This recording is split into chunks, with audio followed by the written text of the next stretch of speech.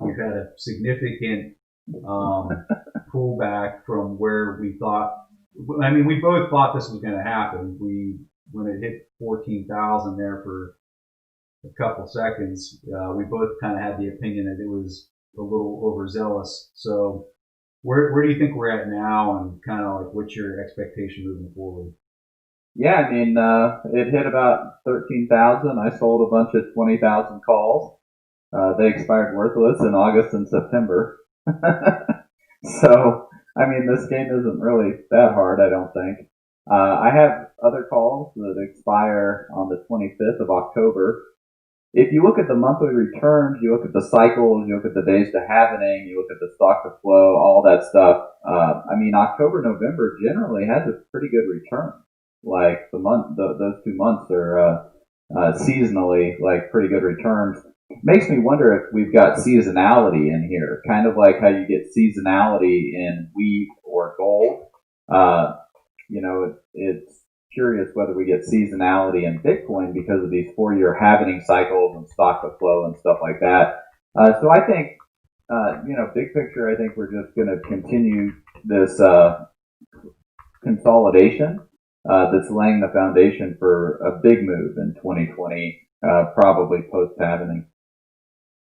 So, what I want to try to do is just go through a couple charts and kind of get your opinion on what you think about some of these things, because we saw the Mayer multiple jump up to 2.4 at when it hit the 14,000 mark, and then in the past when it hits that level for whatever reason, it seems to hit a lot of resistance and doesn't want to seem to go much higher, and so we've seen the correction on that. And so I just want to show some people some different things that are equivalent to the halving timeline. So I'm going to pull up a chart here. Let's see how well this works. Okay, let's see if that takes into our video feed. Doesn't seem like it's there yet. But anyway, so you're going to see this chart pop up on the screen here shortly. Trace, it hasn't registered. There it goes. So when you're looking at this, can you see the chart pretty well from where you're at, Trace? Oh yeah, I can see it. So what I wanted to do is start off, and this is actually the second slide that I wanted to show you. So this is the 2016 halving cycle, and the green line there is when the halving actually took place. What I did is I drew a line directly from that price at the halving point from 2016 down to literally the middle of the bear valley that happened in 2015. And that date is 14 April 2015. And so when you measure how much the price went up from that deepest part of the bear cycle to the halving event, it was 192% growth from that point in time, back in the 2016 period of time. This took about 449 days to take place. So what I want to do now is show you kind of like where we're at right now in comparison to that, using the exact same metrics. What I find kind of fascinating about this chart is you can see how much more aggressive the start to this bull market has been. It's been way more aggressive, because here, I'll go back to the previous slide. Look at the price compared to that green line. It's completely underneath of it for almost the entire push higher. This time it's so aggressively above the line. And just so people know that the slope of that line to the halving event is exactly the same from the 2016 halving cycle to this halving cycle. And so it is extremely aggressive. I kind of felt like, and just to let people know how high that was 300% versus the 192% we would expect if we're looking at the 4-year cycle in the same lens as far as percentages.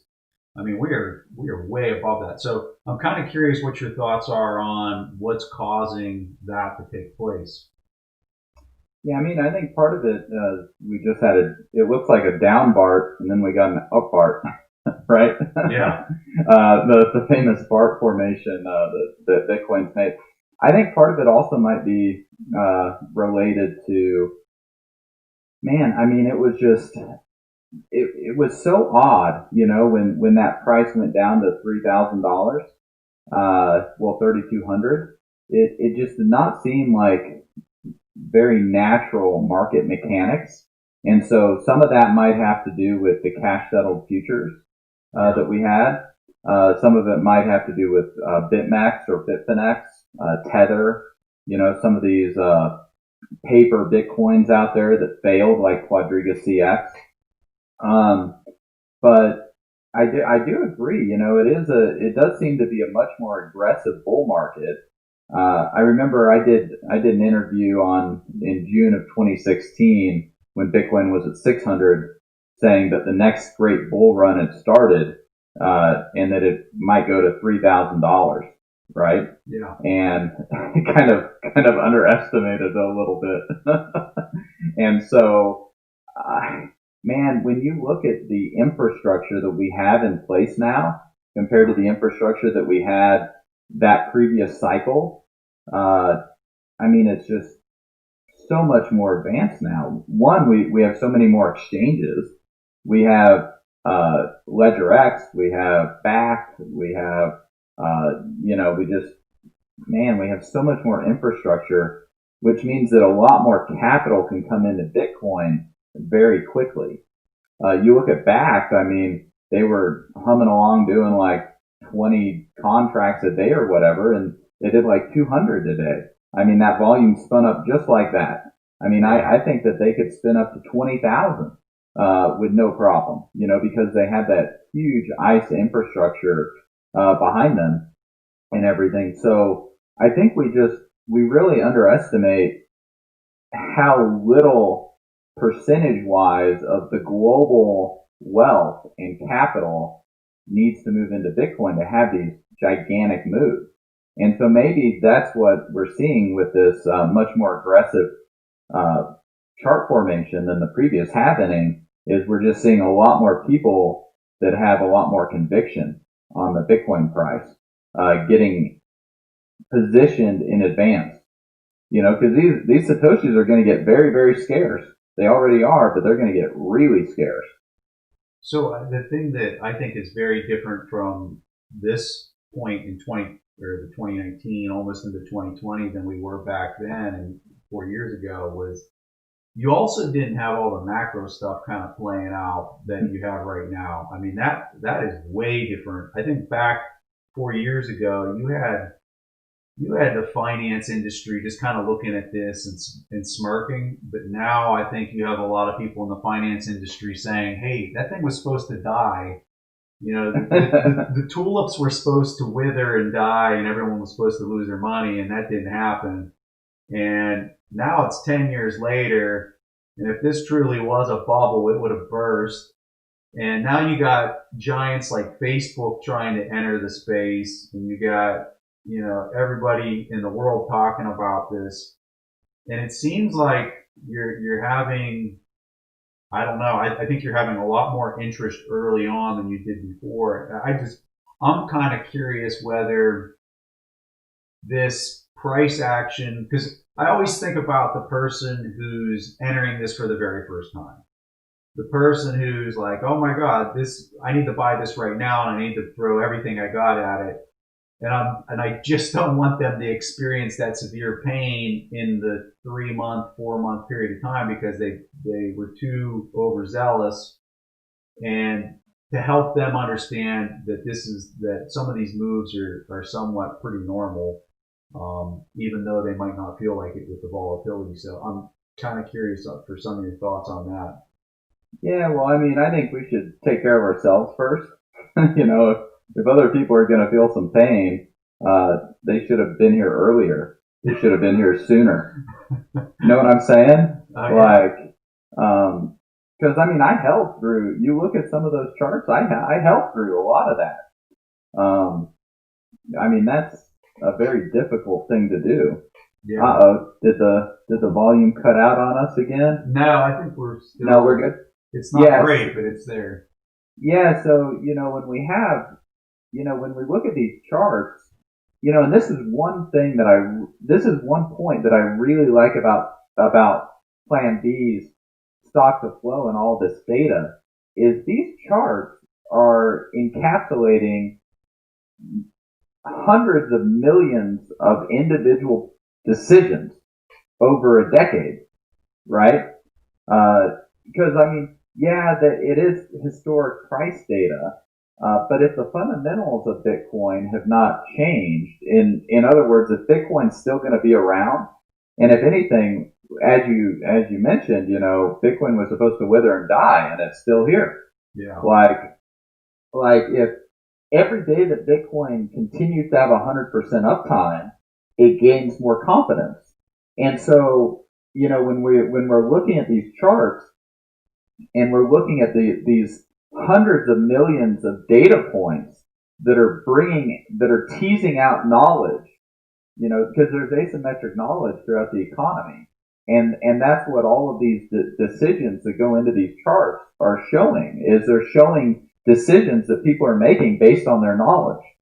And so, like, who's got enough knowledge about the future kind of play out of Bitcoin that they're willing to bet at a 300% versus 192% on the previous happening, right? Yeah. Like, I mean, that shows that there's somebody or some buddies that are betting with a lot of money on a different outcome at the similar point in the happening cycle that we had last time. So, I find it very interesting, and sure, some people might buy when it's overvalued or expensive. That's what we have a Mayer multiple for. That's what we have stock to flow ratio to help guide us on a lot of these things.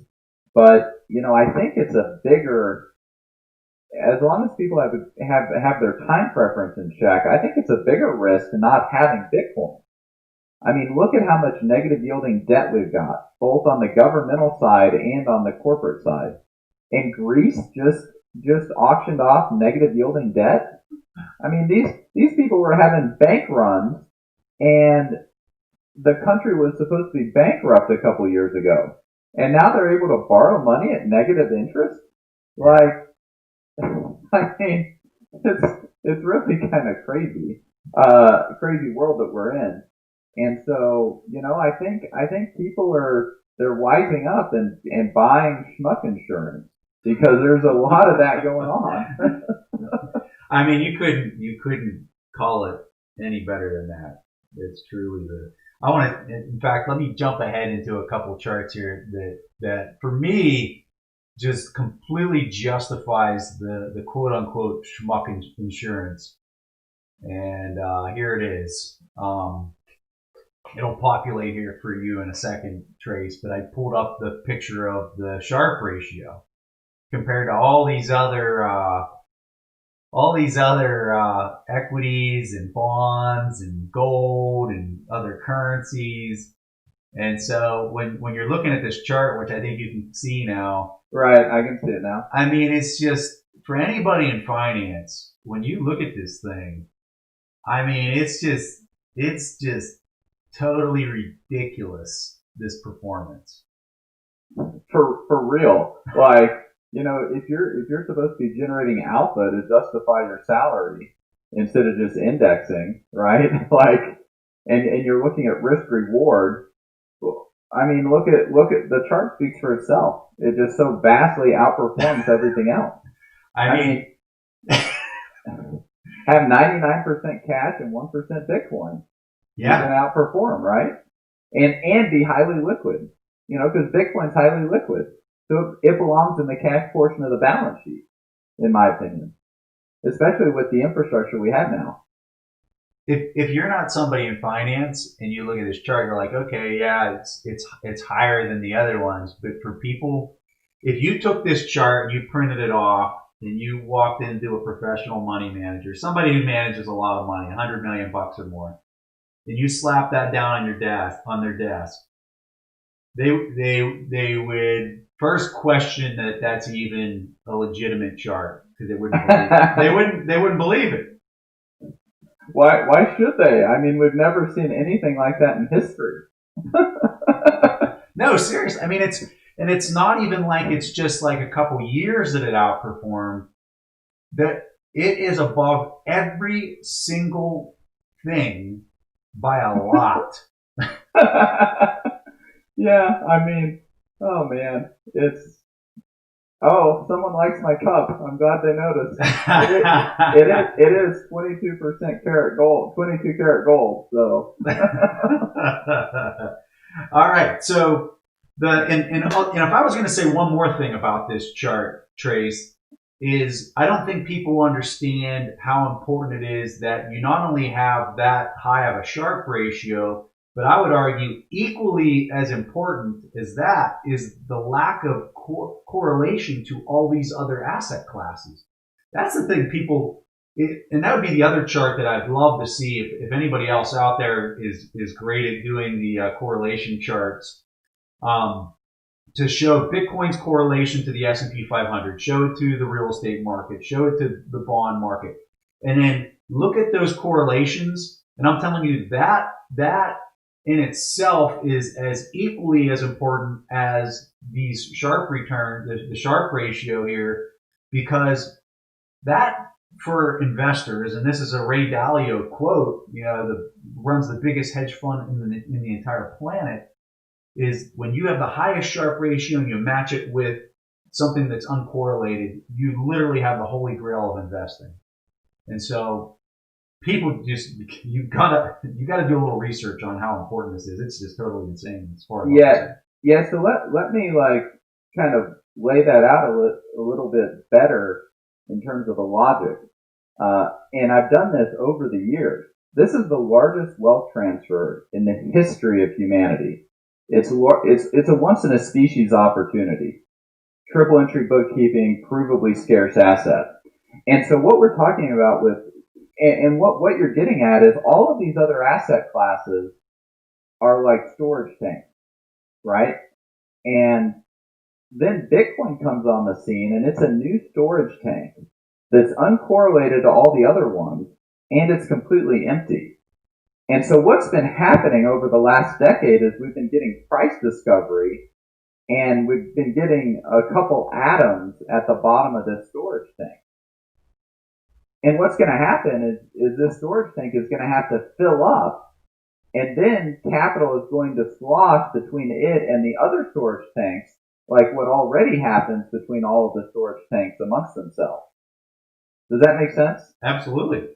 And so it's in the process of creating all of this market infrastructure like LedgerX, BAC, the derivative markets, the DCOs, the CEFs, the DCMs, that are going to enable this sloshing between the asset classes that we haven't had in the previous cycle. And guess what? We're in the information age now. Stuff can happen like that. We could wake up tomorrow and Bitcoin could be $1 million a coin. That's how fast this could happen. Will it happen that fast? I think that's highly improbable, but it could. And that's why you have to have some Bitcoin to be hedged against it, just in case it catches on.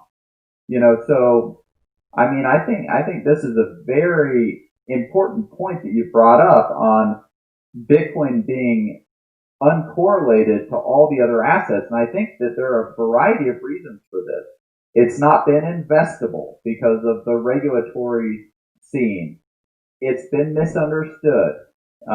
People don't have the infrastructure to be able to invest in it. The law doesn't support it. Well, guess what? We got 13 bills passed in Wyoming. And now ERISA fiduciaries can invest in Bitcoin with Wyoming custodians. Yeah. I mean, all of this type of work has to get done before the large amounts of capital can treat this as an asset class like they treat all the other asset classes, whether it's real estate, bonds, stocks, etc., commodities like gold and oil and whatnot. So, I mean, man, if people don't have any of this, don't have any Bitcoin, it's just such a huge question. What were you doing? Were you asleep at the wheel? Well, because because we're talking about the wealth transfer is going to come from all of those other assets to the holders of Bitcoin. So, these pension funds and these endowments, like their wealth is at extreme risk to getting transferred to the holders of Bitcoin. Like, why didn't you have any? Yeah. Well, let's talk fiduciary duty. Your fiduciary responsibility. Because if you go in and you slap down this chart and you're talking to a professional money manager, how can they possibly argue? I mean, you can name risks, right? You can say, oh well, it's only been in existence for the past 10 years. I guess that could be their argument, but I think that argument is really starting to go away at this point. Well, what's a reasonably prudent asset manager going to do? It's been around 10 years. LedgerX, you've got a CFTC regulated SEF, DCO, DCM. So you can have an account there. They can custody it for you. You could even generate cash on it if you wanted. You could generate an excess return selling puts. I sold October this month $7,500 puts. They'll probably expire worthless, but I collected an average of $300 of premium for each put that I sold. Yeah. So $300 a yield on $7,500 in USD versus like 1% that I'm going to make in the bank. So I mean, when you start weighing the risk returns, especially with the derivative markets, and then look at that Sharpe ratio, what were you doing? Were you asleep at the wheel managing Yale's endowment? And then you want to talk opportunity cost. So if you want to talk about, okay, well, if you're not going to put me in this and you're choosing to put me in a bond fund, right? It's getting to the point where if you have somebody in a bond fund and it's yielding 2% and your inflation's 1.5%, I mean, it's just total insanity, man. I just can't even understand the logic behind these arguments anymore. Let's put some numbers to this. Yeah. So I was meeting with he was on, I think he's even the chair. Anyways, he was very high up on a management committee for this institution that had 9 figures of assets, $100 billion plus of assets. And he asked me, like, should we buy Bitcoin? And I'm kind of like, I mean, what am I supposed to say? Like, I've been talking about it for 10 years. Like, scoreboard, of course you should buy Bitcoin. Yeah. Like, you're managing $100 billion. Like, you can easily come up with $10 million to buy Bitcoin with, right? Well, coincidentally, a week after I met with him, I get this unsolicited email from someone I trust in the industry. They had 100,000 Bitcoin blocked for sale at a 1% discount, and that was November. So it would have been like $4,500 a coin, right? Mm-hmm.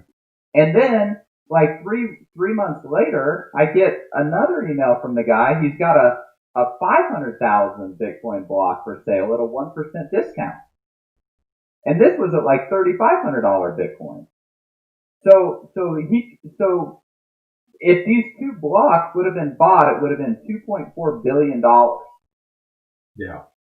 They would already have a $3 billion unrecognized gain on the position without selling any covered calls on the position to generate yield. If Bitcoin goes to 125,000, it's a $75 billion unrecognized gain.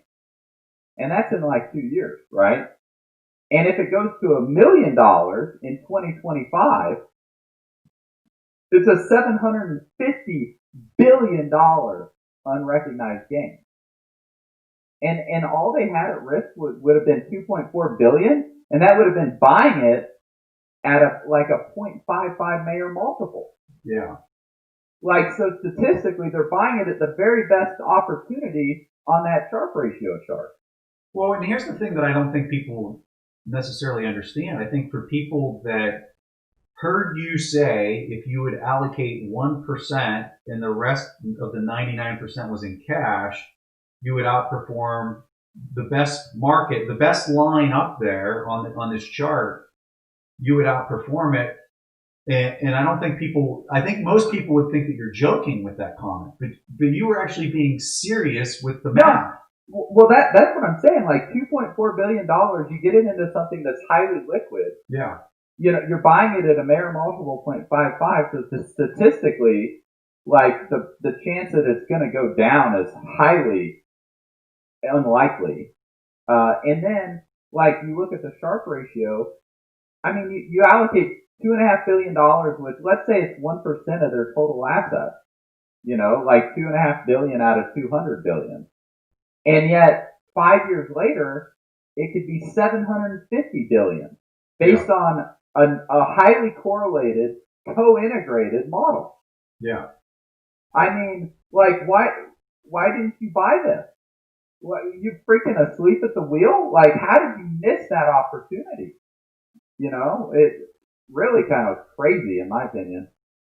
So I just clicked to bring up the stock to flow co-integrated model that you were referencing for people. I'm pretty sure most of the people that are watching us are familiar with this chart, but that's the thing that I think others, you know, I guess they're playing this now on CNBC and popping these models up on CNBC, and it's so compelling. Yeah, I mean, it's when you model it out and you put the math to it, which Plan B obviously did, and Saifedean talked about in his book, and Plan B ran the data through it. I mean, it's totally insane. And the thing that I find really interesting right now is that stock to flow model is predicting a price of around $8,500. I want to say, and I think we're literally trading at that right now, is around $8,500. Yeah, and the Mayer multiples at 8,600. Yeah, and the Mayer multiple, we're at a 1.0 on that. So yeah, I mean, I think for people that are looking at the price right now, they've seen a significant correction from the summer, but I would make the argument that you're probably within a pretty reasonable price at this point, give or take $1,000 above or below it. And I think if you're not thinking about it in those terms of that wide of a band of where the price could be, I think you need to start realizing that this thing's extremely volatile, because you've got something that's at a market cap of, call it $200 billion, and it has the market cap that could reach trillions upon trillions of dollars. So when you're this early in the phase, if you're not expecting volatility or price swings that are inside of that margin, you're kidding yourself. You're in the wrong. Well, I guess I don't want to say you're in the wrong thing. I would tell you to look at your position size to manage your risk. And, you know, if you're not comfortable with that much volatility, well, adjust your position size so it is 1% or whatever percent you start feeling comfortable. Well, first, volatility does not necessarily equal risk. Bingo. And so when you're looking at this stock to flow chart, first there's correlation, right? And so we've got a 99.5% correlation between stock to flow and time and price, which means that, but that it could be a spurious correlation. So that's why we look at co-integration, and co-integration determines whether it's spurious or not. And since it's co-integrated, it's not a spurious correlation, because correlation is not causation. So now that we've got a correlated, co-integrated model, and when we're looking at the co-integration, that's going to help us figure out how to manage that volatility. As I talked about in one of the articles, like the street is the total range that the price could go, and the length of the leash, where the dog can walk, but the leash is the co-integration on how far the dog can get one side or the other. Yeah. And so if you're a large asset manager, you sell puts on the downside of the leash, and you sell calls on the upside of the leash. Right? Yep. Like it's really not that complicated. No. And your cash is earning like 1% anyways. Yeah. Like, so why don't you generate 30% yield on the cash selling puts And then if you get put the Bitcoin, turn around and sell calls on it. Yeah. And a result of capital coming into Bitcoin that way, it's just going to gradually be moving that price up. And like, I don't think people understand, like, the Bitcoin storage tank can expand infinitely. Yeah. It's a black hole on the world's balance sheet. It's an equity-based asset that's nobody's liability. Well, and that's something I think a lot of people don't understand, that comment. Yeah, I mean, we have hodlers of last resort, not lenders of last resort. So, like, they can create as many dollars or euros or yen as they want to, and all that value can move into Bitcoin. Yeah. And that's what's going to happen now that we have this infrastructure like Bakkt and LedgerX and the derivatives market, is that we can do a carry trade against the fiat currency. Yeah. Because it's physically settled. And there's the volatility there at play. So with the volatility, we're able to completely hedge the portfolio in a neutral way, but capture the volatility premium. And as long as that volatility premium is higher than the negative yielding debt that we're borrowing, we can do that all day long and keep funneling capital into Bitcoin that way, into the black hole. Well, and so I've been saying this quote for a couple weeks now. I think because everyone's going to start, all these central bankers are starting QE again.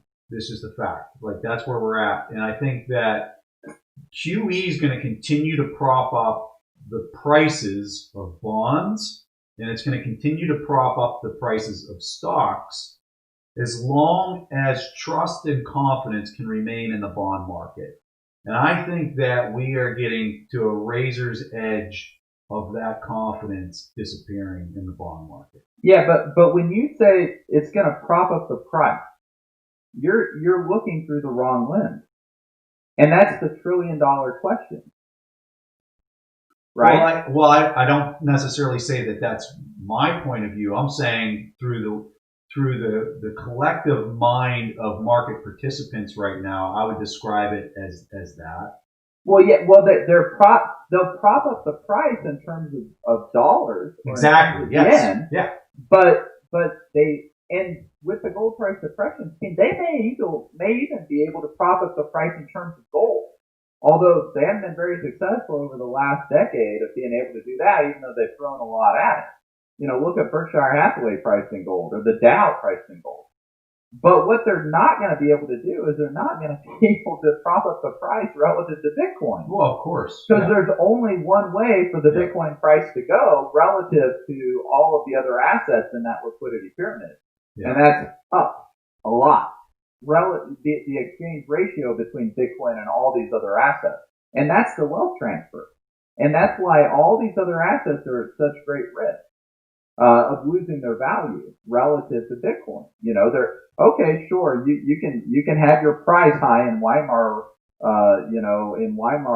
marks, but that doesn't mean it's going to actually be able to buy anything. So I just pulled up a new chart for you to look at, Trace. You can see here we've got the and when people are trying to understand why we're going to see the price continue to plow into the soundest form of money, I would argue that the next couple charts that I've got here are going to be the reasons why. So you can clearly see on this chart, this is the balance sheets of the major central banks in the world. You can see that there was a major event there in the middle of 2008 going into 2009. And it's only accelerated ever since. So when you hear all of us saying QE and quantitative easing this and that, what we're really talking about is what's being represented on this chart. And I have a couple more here that kind of go into a little bit more of the specifics, and I'll wait for them to load here for Trace to see it because he's looking at the live feed for the load, and it's a little bit delayed. But the next chart that's populating right now is each one of those major central banks broken out. You have the ECB, you have the Fed, you have the Bank of Japan, you have the People's Bank of China. You can see each one of those represented on the line, and what you can see is a coordinated effort amongst a lot of these central banks that when one is is easing, the other is holding tight or slowing down their easing operation, so that collectively on a global scale, what you have happening is this just continual straight line growth of fiat currency. So now as the next chart populates, what it's going to do is it's going to sum and it's going to add all those central bank balance sheets together. And you can see it coming up here on the screen here in a second. It's quite impressive how linear and how coordinated that looks whenever you combine all of them together since the 2008 timeframe. Now, what you can see is at the start of 2018 or 2018, you had central bankers collectively trying to ease, trying to tighten. And what was fascinating is you can see they really didn't tighten all that much. If anything, they just kind of plateaued. And I would argue that that even though they were just plateauing their balance sheets, they literally hit a physical limit on, and I've got a chart here and a couple more slides where the repo market was basically the physical limit that it hit. It was like the backstop saying, you're about to have a meltdown if somebody doesn't step in and start adding liquidity into this freaking system, because this is getting ugly. This chart that just populated right now, you can see is a chart that shows the S&P 500's performance relative to the expansion of the balance sheet, and you can kind of see that there's some correlation there. Whether there's causation, I don't know. We'd have to get Plan B to do some covariance models on this to see whether that's legit or not. But just kind of interesting, just looking at it and seeing the correlation. And let me show you the last one here with the backstop. So this is just the Fed's balance sheet that I pulled up. And Trace, you're going to see here in a second, but you can see the Fed balance sheet and how much since the beginning of 2018 we have been trying, and the U.S. has been trying to tighten their balance sheet, and within literally a matter of weeks, we've already basically had to put 25% of that tightening back into the. Now, some would argue that that's not officially in there yet because it's in the overnight repo market, but the way the repo market's going is it's only adding more and more to that number opposed to just a 1 day or a 1 week kind of thing. And then just, what was it, 2 days ago, we had the Fed announce that they're going to start doing, they're not calling it QE, but they're basically buying back the shorter end of the bond yield curve with, I'll call it QE. So it's getting quite fascinating to see how the very little amount of tightening they were able to do, and we're already hitting the backstop, which means I can only imagine what this is going to look like as they go QE round 2 collectively on a global scale. Like we're at the tippy top of the stock market globally after 10 years of growth, and every central bank at this point is now saying they're going to do more QE. Yeah, I mean, it's going to be QE forever. They're just, they have to do that because what they've done is they've created this fractional reserve, huge credit expansion in the liquidity pyramid, and they don't have the liquidity there for the demand deposits, for, to make payroll, for all this type of stuff. And so, and this is not just the Fed, but these are all the central banks, because everybody's playing the same game with fiat currency and fractional reserve banking and rehypothecation and all this stuff. And so, of course they're going to step in and keep the system from collapsing when, and I don't know who it was. Was it ICBC, one of the Chinese banks, or was it Deutsche Bank? Like, who needed that repo money, right, from the Fed? Like, I'd sure like to know who needed it so I can short their stock and not lend any money to them in the overnight market. That's what I would want to know. And so what we're kind of, what this is highlighting is, and what I think people just underestimate again with Bitcoin is Bitcoin is becoming this ultimate form of collateral. Because you can't confiscate it through inflation. You can't just print more of it. It's, scarce, and it's equity. It's nobody's liability. That's why proof of keys is so dangerous to people who are playing games like what the Fed is playing. The type of regulation that Bitcoin imposes on the world, where people demand possession of it with their own full nodes and their own private keys, you don't get to play games like this. Yeah. Because when stuff like this happens, that bank is dead. It's dead because you can't get it liquidity. And if there's anything that we learn on why businesses fail, it's because of cash flow. Yeah. It's not necessarily because they have a bad business model. It's not even necessarily that they're bad operators. It's that they don't manage their cash flow. And so, sitting on a nice big hodl stack of Bitcoin, guess what? You have a lot of liquidity. And then in the derivatives market, you can sell volatility. So you can sell covered calls and generate short-term spending money or whatever that you might want. Yeah. Or generate an even larger hodl stack by selling a covered call, selling a put with the proceeds, and accumulating more Bitcoin that way.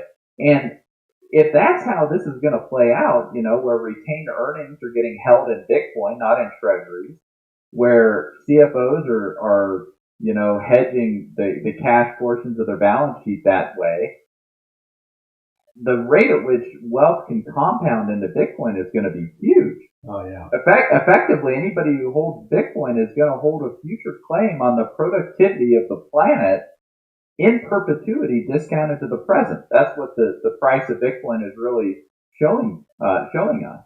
Because, if it becomes this ultimate form of collateral, because it's the safest and the most liquid asset, the hardest money ever invented,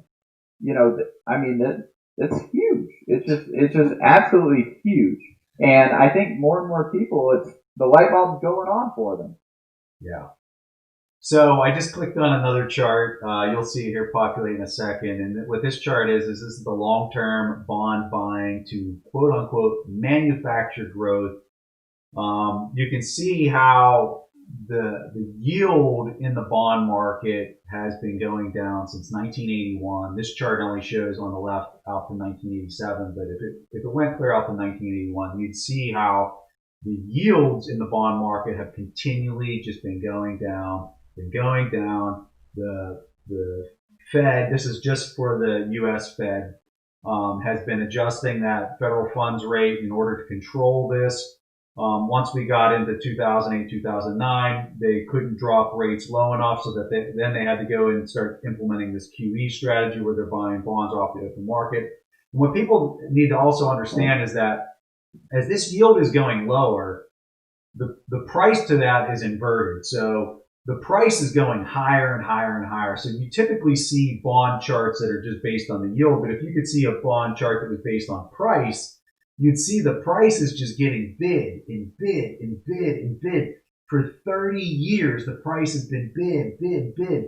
And so now you're at a point where you can't bid the price once it starts bottoming out at zero. Once you bid it so there's literally no yield left, and this is in the U.S. where we still have minuscule yield left on some of our bonds, and I have a chart that's coming up that shows the bond prices across the globe. Once it starts going negative, like you're literally signing up for a contract to lose money. It'd be like me going to Trace and saying, hey bud, I want you to sign this contract, and the contract says you give me $100 today, and then I'll give you $90 back next year. Just sign right here. That's all you got to do. It's simple, you're guaranteed to lose money. These people are literally signing contracts to lose money in the hope that they can go out and find a fool that's dumber than they are that will buy that contract at a premium okay, so that they can get their $90 back. So the idea is I sold it to Trace for $100, but Trace now is going to try to go sell it to somebody else for $110, but they're still getting the $90 back from me at the end of the contract. Yeah, I mean, if you've ever, delved into like advanced financial management and how you price bonds with premiums and discounts, effectively, it looks like we got a bunch of these high frequency trading firms that are just trading bonds around with each other, and they're willing to trade because now you've thrown a monkey wrench into the whole equation with these negative yields. And who's going to be stuck, with magical chairs, right? Like there's not going to be a chair. And the longer we keep doing this, like the longer it's going to keep getting worse and worse. Sparkling water out of my gold cup. Someone was asking what I was drinking. And yeah, so I mean, this is a huge problem because manipulating the interest rates in this type of a way does not manufacture growth. In fact, it innervates the economy. It doesn't excite it. It fundamentally hollows it out and makes it weaker than it otherwise would be. And you look at that chart and you look at the standard of living of the average American, for example. When that chart started, my dad, well, actually, 20 years before that, my dad, his first job out of college, he earned 25.7 ounces of gold. That's $500,000 a year. Yeah. That's the type of purchasing power that a brand new college graduate was getting. And now they get a pittance of that. That's what's happened in terms of standard of living. Yeah. Because all the advancements from technology and spreadsheets and internet and email and robotics and AI and all this stuff, it's accrued not to the benefit of the average person, but to the benefit of people holding bonds. Yeah. And so, something's going to have to give. I think it's going to end up being fiat currencies. Probably what's going to have to give. And, that's one of the great things about Bitcoin is that if people haven't bought it, they have no one to blame but themselves. It's been a totally peaceful, voluntary choice for a new change in terms of the monetary system. I think you and I have an interest in this stuff, but the typical person, they don't have an interest in it. And I think the next thing that your typical person who just their thoughts are not consumed by financial markets. They're just not. They're focused on other things. Well, yeah, but if you want to watch the Kardashians, like, I'm with you there. While the wealth transfer happens, and that's how you've chosen to allocate your human capital. Yeah, and you've chosen a dollar cost average into a cable bill instead of into Bitcoin. No, for real. Like, their choices have consequences. That's and for sure. Bitcoin's going to be brutal at allocating the choices and the consequences. You make the choices, Bitcoin's going to brutally allocate the consequences. And I think a lot of people, whether it's with the professions that they've chosen or the education that they've gotten or, the hobbies that they've enjoyed or decided to allocate their capital to or the way they've kept care of themselves and their health and all of this stuff, you're not going to be getting bailed out anymore. Because the governments are going to default on all these promises that they've made. All these European countries that have healthcare systems and stuff, they're going to have to default on those promises. All these pensions, all this stuff, Bitcoin, the wealth's going to get transferred. That's what we're talking about. So negative yielding rates, more craziness. I mean, this chart here is another one that just, I don't even have words when I look at this. 30 years. Look at that, 30 years out. I know, 30 years out. You're in the negative territory for Swiss 30 years. I mean, you got negative interest rate mortgages in Denmark now. Yeah. And so for me, when I'm looking at this and everyone's like, well, what's the timing of all this bond market's going to blow up, the stock market's going to blow up and all that. And I just look at people, I'm like, it really kind of depends on this chart collectively And you can see how how the line of red is working its way further and further down so that every country has negative yielding debt. And for me, at that point, there's no doubt about it. There's no way that that's sustainable at that point because then everyone was like, the question then becomes, how is that possible? And what is causing this? And then it's a direct turn from the bond market to fiat currency, right? At that point, that's the only way that anyone can describe why this is happening is because central banks are bidding the price of bonds into oblivion at any cost. They're a buyer at any price at that point. And so collectively across the entire globe. And so how much longer can this go? I don't know. But I tell you this, I don't think it's going to take the whole chart to turn red to get there. But I do think that we're getting a whole lot closer. And the speed seems to be accelerating, right? Yeah, well, I mean, the faster it goes, with this type of stuff. But, yeah, I mean, what's gonna like shake people out of their comatose state watching the Kardashians? You know, is it gonna be GE's pension blow up that just happened? Yeah. Oh, let's just cut all your benefits. Oh, now you can't afford your Kardashian TV show anymore or whatever. Yeah, I mean, what's going to actually, like, rattle people's cage enough that they're going to start taking action and deciding, you know what, maybe I'm going to buy some magic internet money. I mean, I thought it would have happened by now, you know, but maybe it is happening. Maybe it's just going to be a slow burn for, 10 or 20 years, like the charts, showing us these negative yields out 30 years. I mean, 15 years for 3 of the countries is just wild. I mean, you can make the argument that the fact that it is taking longer than what I would suspect it would have taken has been very beneficial to Bitcoin because of the infrastructure and the entrenchment that's been able to occur throughout this long period of time. Yeah, and another thing to keep in mind is that, individuals, we kind of live in terms of months and years, whereas, or even days and months, whereas governments live in terms of years and decades. Yeah. So, we're just on different time frames. And, a lot of people, they just go about their business, they're not really concerned about these things. But then of course they wake up when their pensions get cut and start squawking like, stuck ducks or whatever. But by that time they're getting turned into soup anyways.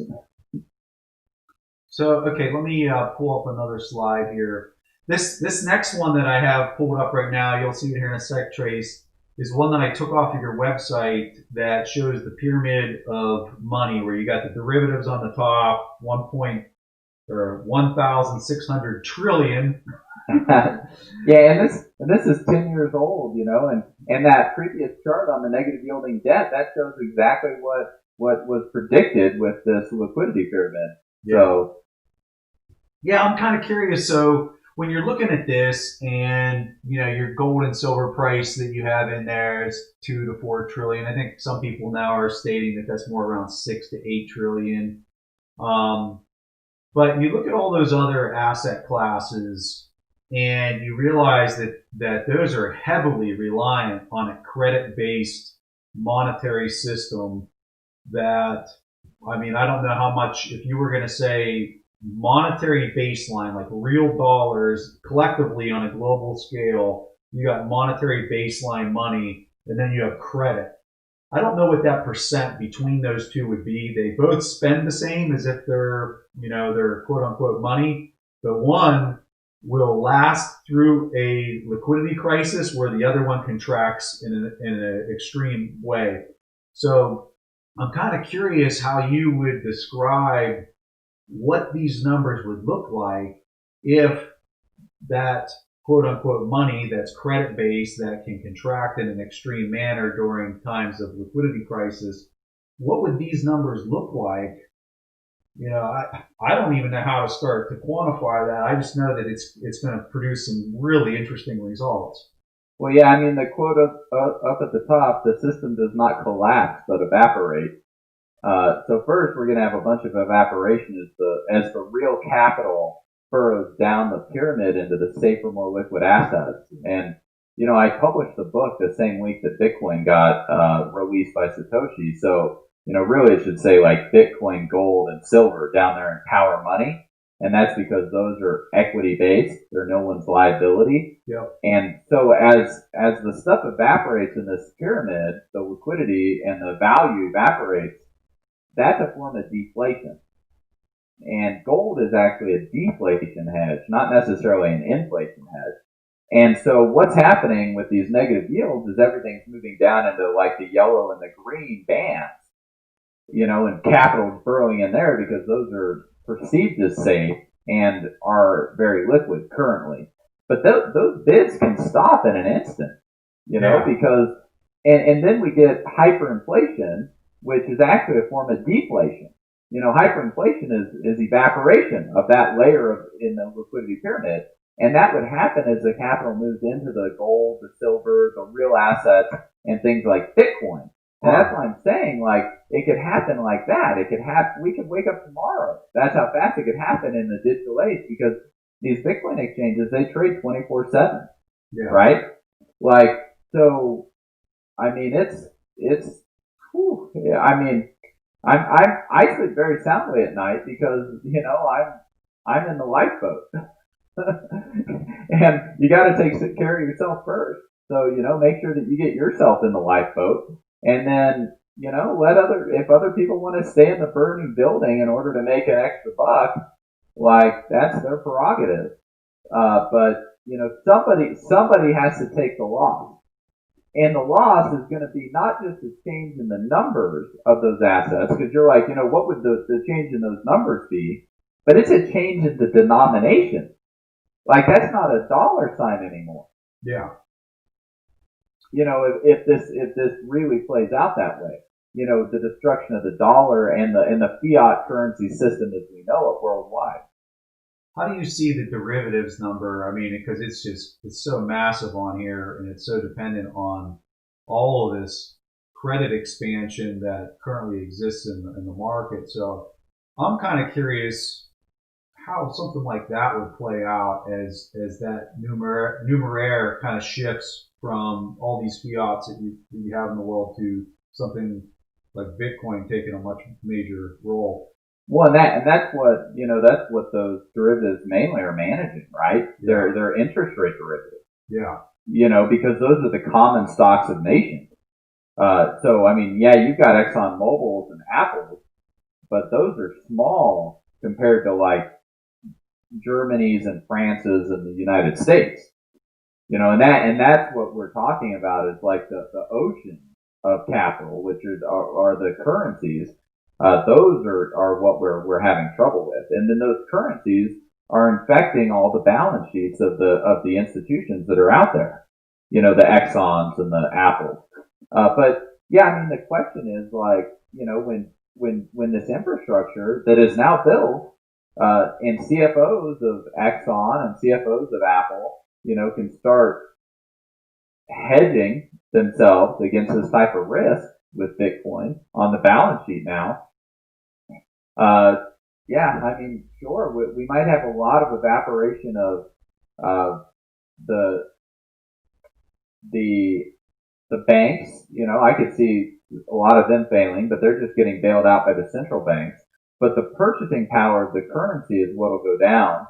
But the actual institutions themselves, the Apples of the world, the Cargill, I mean, people still have to eat, and humanity is going to find a way.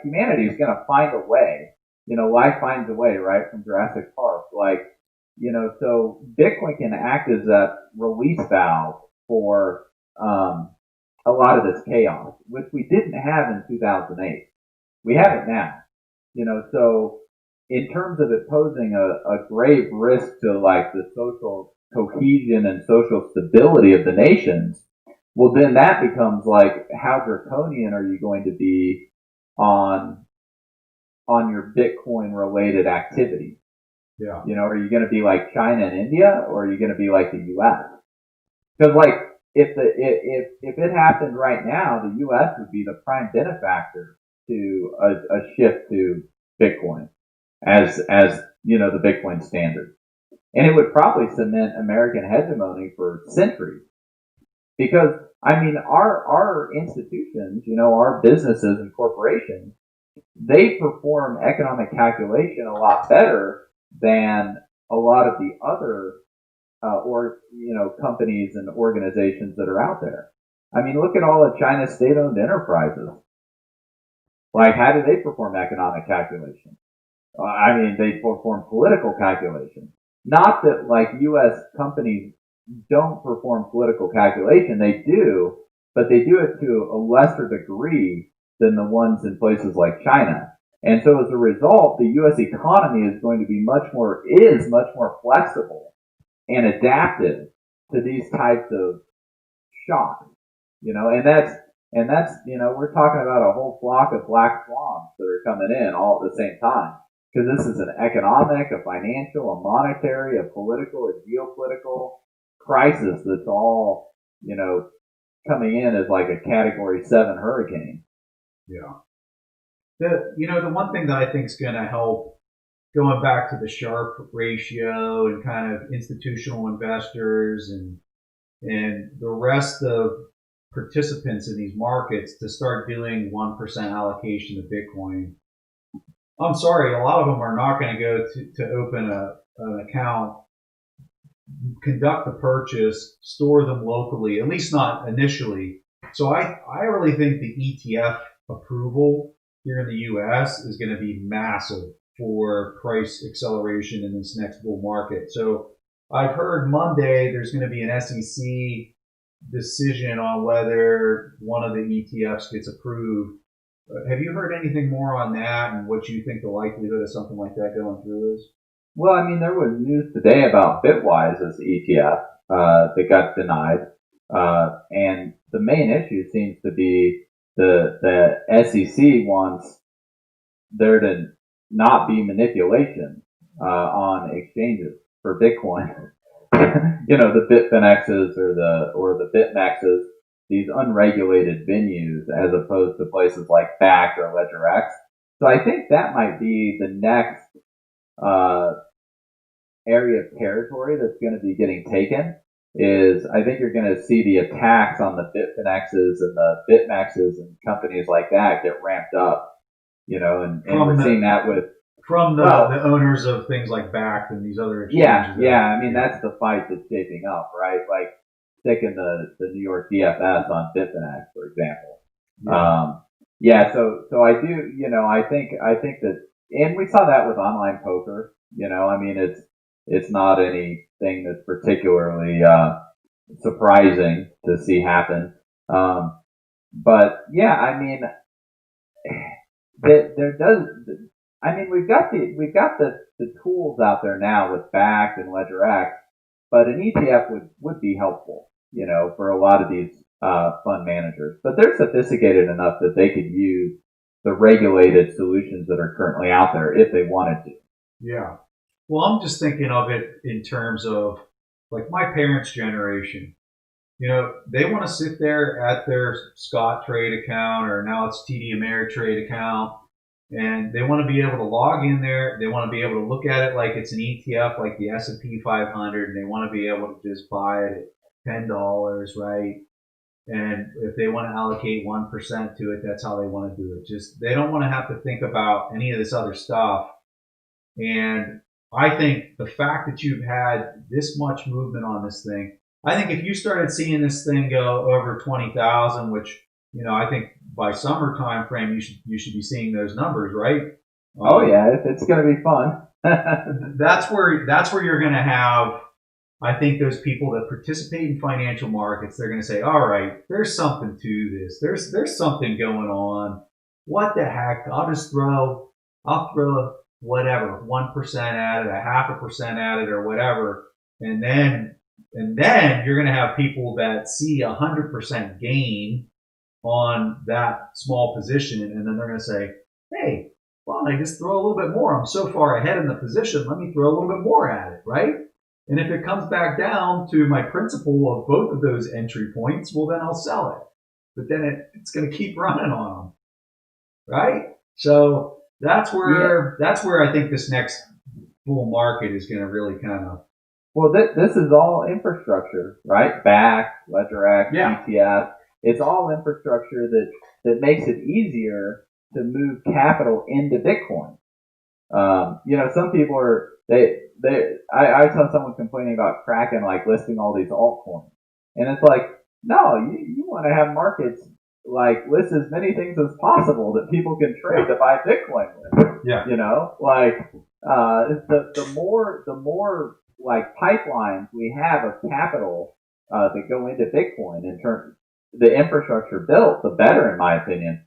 Another point to kind of be raised. You mentioned your parents' generation.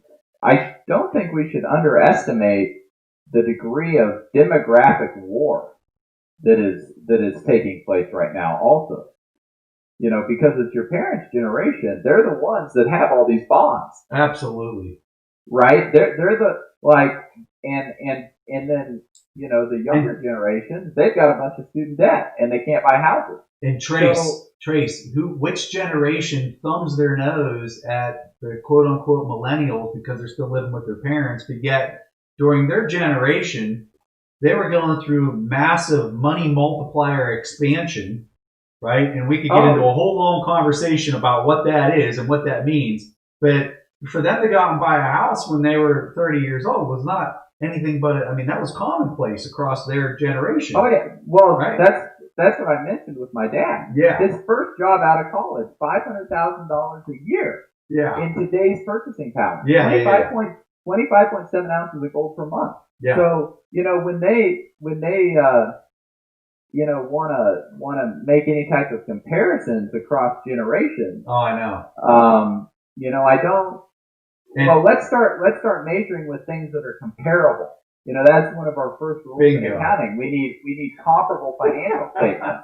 And so let's measure things in gold because a gold, 40 years ago or 30 years ago is a gold ounce today too. And so that gives us comparability. And so, this demographic war, that's playing out in terms of, and it's now playing out at the ballot box, in countries that have elections. And it's playing out in riots in countries that don't, like Hong Kong and Venezuela and other places. This is all part of the fourth turning. This is all part of generational cycle. It's Bitcoin is anti-fragile. It's built for this. Well, this is the environment it thrives in. Isn't it amazing how the universe finds a way to balance? So life finds a way. It finds a way to balance, and so you look at this younger generation. Who's going to be the first people to jump on this bandwagon, both feet first into the water? It's going to be this younger generation, and they're going to throw whatever they can afford, call it $500 at this thing, and you're going to have a lot of boomers that are going to be holding on to their bonds. And it's going to be total obliteration in that market. Yeah, and I saw a tweet earlier this morning, like some guy he was talking about how he had over $1 million worth of Bitcoin like back in 2015, but he wouldn't sell any to buy a car, and he rode around in Vegas in the summer on his moped. Yeah. Guess what? I still drive a 2000 Toyota 4Runner with less than a $3,000 Blue Book. Yeah. I got a friend, when Bitcoin was like $12, he sold a bunch to buy a Porsche Cayenne. Yep. Whoops. Like, time preference, whoops, opportunity cost. And I like my 4Runner, to be honest. I like driving it, even though I could afford, Cayenne, and I think I would like a Cayenne, but, this 4Runner gets me from point A to point B. And that's what we learned in the Great Depression from that generation, which is the comparable generation to the millennials. It's you use it up, you wear it out, you make it do, or you do without. Yeah. Time preference and frugality and thriftiness, and those things aren't very much in vogue. But guess what? Bitcoin is teaching those lessons. Bitcoin is a great educator on things like time preference and opportunity cost. Yeah. Hey, so I think that there's a question here that I want to take because I think there's probably a lot of people that are wondering this, and I think it's so important for them to hear how you respond to this. So this person wrote, please, I need an urgent answer. What is likely to happen to BTC soon? Pump or dump? I mean, now with the derivative markets, I mean, I look at the Bitcoin price in 3 month increments, Yeah. more or less, like Totally. 2 to 3 month increments, Yeah. because I'm selling volatility, Yep. right? Because I have the ultimate collateral. So, and I'm looking at the Mayer multiple and 200-day moving averages to filter out all the daily noise. So, I mean, I've just shifted my perspective. Sometimes I go like a week without even looking at the Bitcoin price. Yeah. I don't even look at it. Yeah. So, I mean, well, in the grand scheme of things, and people got to understand, if you're buying Bitcoin when it was $1, right, or $2 or whatever it is, and now you're seeing the price at 8,500 and it goes to 8,600. So what people don't realize is, so they just got into it, and those price swings for them are enormous. They're not used to seeing something like that, but you got to realize it's just the nature of the beast. It's volatile. It's a long time. It's a time preference kind of thing. And if you plan on owning it for another 4 or 5, 10 years, well, you're going to see the performance over that period of time. I wouldn't get caught up in the week to week. Well, and also, if you're a hodler of last resort and you're playing this right, then you can effectively sell volatility, right? Yeah. And I have thousands of dollars a day of volatility that evaporates because I've sold I have $50,000 December calls that I've sold. Yeah. And $25,000 calls and $15,000 calls, and I have $15,000 October calls that are going to expire on the 25th. And so if you're the hodler of last resort, you can harness those to start generating cash flow for you. I mean, thousands and tens of thousands of dollars a day. There's that much volume in the derivatives market. Yeah. So, and that's only going to pick up as we get more sophistication in here. Yeah. So, that's, I think people should be looking at, trying to figure out how they can harness their Bitcoin in that type of a way. Yeah. Instead of looking at like day trading or like doing, and checking the price all the time, because then the Bitcoin price is controlling you. Absolutely. Like, I like to make technology my servant, not my master. Yep. And so, Bitcoin is my servant. I don't let it control me, and I don't let it control my thoughts either. I'm interested in it, and I really love it, and I have a bunch of passion for it, but I have a lot of passion for other stuff too. And so when I want to take my attention and direct it on the other stuff, I can do that. And I can do that for a week at a time and not even check the Bitcoin price. Yeah. And so, I think, when we're looking at like this very short term, way of looking at Bitcoin, it's a very easy way to get yourself distracted from the real game with it, and I think a lot of that game is being able to take advantage of selling the volatility. Because, you take things like the Mayer multiple and the stock to flow ratio, and next thing you know, you're able to make great trades. For example, December of 2018, I actually tweeted this out. I tweeted the screen capture of this trade out, where I bought the 5K calls. Yeah. Right? Bitcoin was $4,000. I bought 5K June 2020 calls for like $1,100 a piece. Buy them out of the money, lever them up a little more.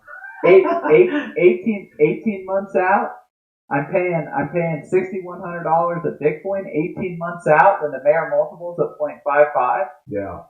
You do that trade on 77 Bitcoin, and then you go hike it in the mountains or something. Well, and the thing is you're looking at the 10-year trading on the daily trading on that, and the Mayer multiple hit those levels like 6 days out of the last 10 years when you put that position on. So you're at a 2.5 standard deviation event, and you probably went hiking with quite a bit of confidence.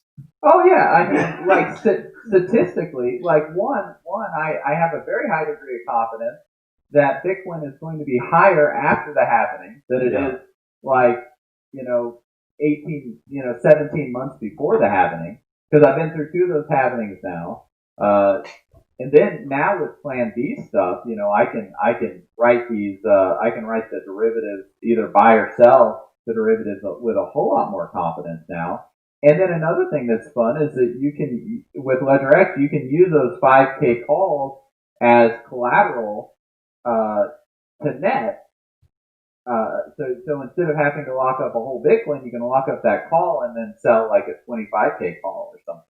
And so you can progressively lever up that position. And I haven't done any of that yet, but I will, when the price is up high enough. But I mean, that trades up like 3.7x in Bitcoin or something like that. Yeah. Oh yeah. Which is great.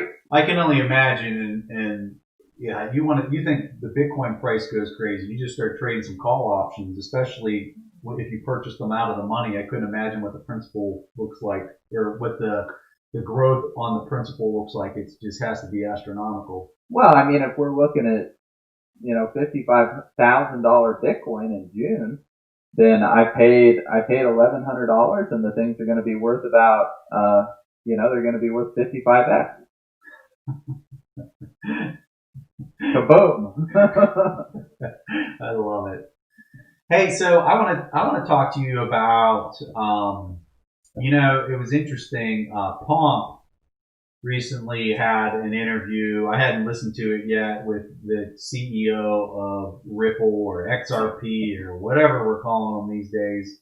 And before he had this discussion, he says, what's your question you'd like to ask them? And I had made the statement that I'd like to ask them about what it feels like to not have a halving cycle, or having a block reward halving as part of their protocol. What does that feel like? And it was funny because I got a lot of responses back from the Ripple army, basically saying, well, our currency is already deflationary. Basically, every transaction they're burning coins on every transaction, even though their quote unquote non-profit keeps adding coins onto the This is a giant free mine. Yeah, massive free mine. And so what's interesting about this is, because their big argument now is that they're completely decentralized. That's their argument, and I want you to shoot holes through that. But that's their argument, is that they're completely decentralized from their quote unquote nonprofit organization that just acts as a proponent of their protocol, right? But I think the thing that people aren't going to realize is, because people would see that argument and say, well, one's literally deflationary today, and the other one we're still adding coins to the mix. So I'm kind of curious to capture some of your thoughts on that. And then I have a comment that I want to add in there that I think really separates the two in a major and distinct way. But I want to hear your comments first. Yeah, I mean, I don't spend much time and attention on Ripple just because I don't see it as a very serious project. But you're also looking at the float, and so they contributed a lot of money to a market maker that helps manage that price, and so they're selling. They lock it. They get that XRP that they take out and start selling it into the market in order to basically suck out all the value of the new people coming in. New people putting money into it. Yep. And as far as it being decentralized or anything like that, I think that's a total fail of an argument. And actually I think it's a security. And so, I don't know where the SEC is. Maybe they got their $24 million, kind of like with EOS, but, well, they're claiming that they discovered it, Trace. Yeah, I know. It's yeah, sure you did. I mean, that's what you're dealing with a lot of these people. I mean, just shady altcoin promoters that are engaged in half truths, and they're just not being straight up. Well, even so, let's just do like a thought experiment here. So let's just say that it is decentralized. Okay, let's just play that game. And so if they are in fact burning coins on every transaction, and let's also assume that this Ripple nonprofit, I don't know what in the world you would call it, that's sitting on this massive treasury of their XRP is dropping these into the protocol. Let's just say that they're not going to do that and they're just going to continue to hodl their position. Then you actually have a deflationary currency.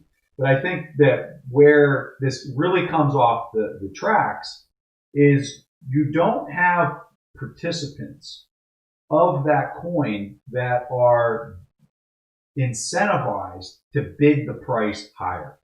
Okay. Where in Bitcoin you are, because you have miners that are performing work, they're burning electricity, they're spending money on mining rigs that what it used to cost them, it'd almost be like you own a mine and I own a mine and we're mining gold, right? And the stock to flow on that's whatever. And we wake up tomorrow and there's an announcement made that now it's going to cost us twice as much to mine the same amount of gold that we did the day before. Because that's effectively what's happening with Bitcoin.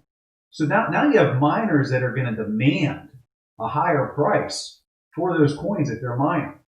Okay? And so when they want to trade those coins, those scarce coins that they're mining and put them back on the open market, they are going to demand a higher price.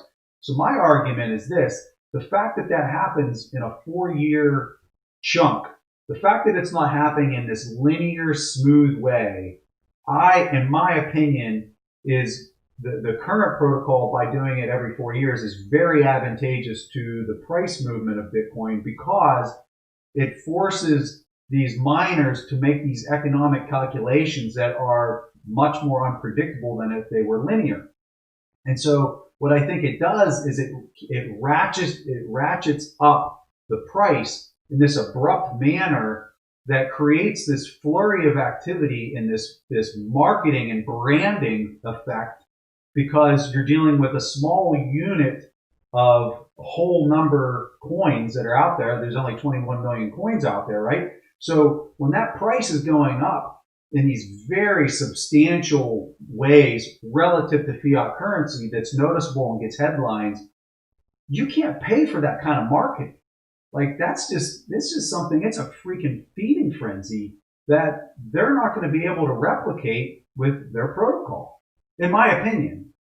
Yeah, I mean, I think Satoshi was very deliberate in the emission schedule of Bitcoin, in its monetary policy, doing it in kind of this round A, round B, round C type of a way. Also, at the first Satoshi Roundtable, I was asked to give kind of the introductory welcome talk by Bruce, and it was in the bottom of the bear market in 2014. And I told everybody, I was like, look to your right, look to your left.